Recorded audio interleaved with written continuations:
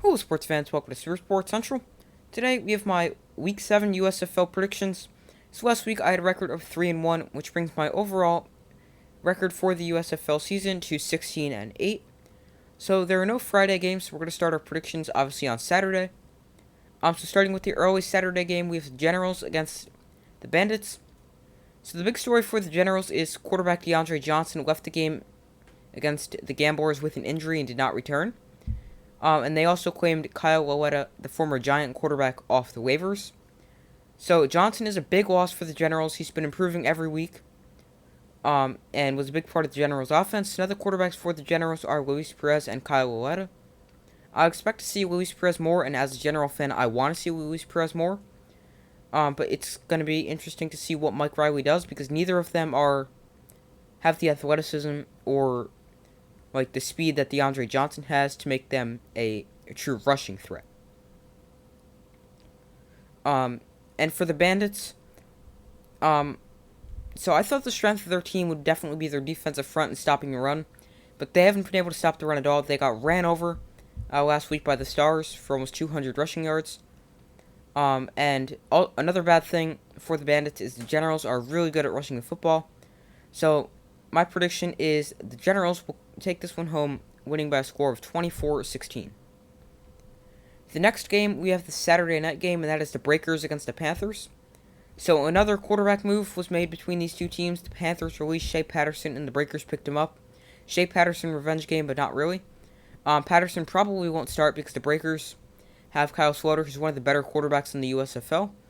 And the Panthers have lots of uncertainty at the quarterback position with Shea Patterson gone. They could play a banged-up Paxton Lynch, or they could start Josh Love, who they claimed off the waivers from the Maulers a few weeks ago. But the Panthers are able to run the football, and they have a good defense. They do have a chance, but I don't think they're going to get the win. I have the Breakers 27-13. Next game, we have the Stallions against the Maulers.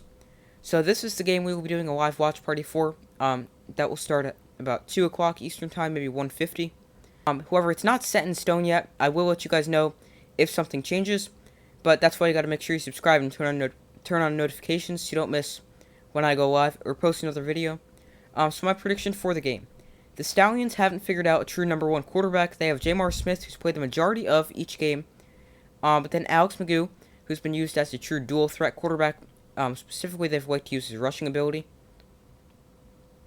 Has also seen playing time a lot. Not like a ton, but still a good amount. For the Stallions, I would also like to see how they're going to split their running back work with CJ Marable and Bo Scarborough. Scarborough had a great game because CJ Marable was inactive last week. And for the Maulers, quarterback Vadley has seemed to spark the offense. He's led them on 2 comebacks, although one ultimately fell short. So I have the Stallions taking this one home 31-20. And in the final game of Week 7, we have the Philadelphia Stars against the Houston Gamblers. The Stars are a pass-first or pass-heavy offense. They could really shred the Gamblers' defense.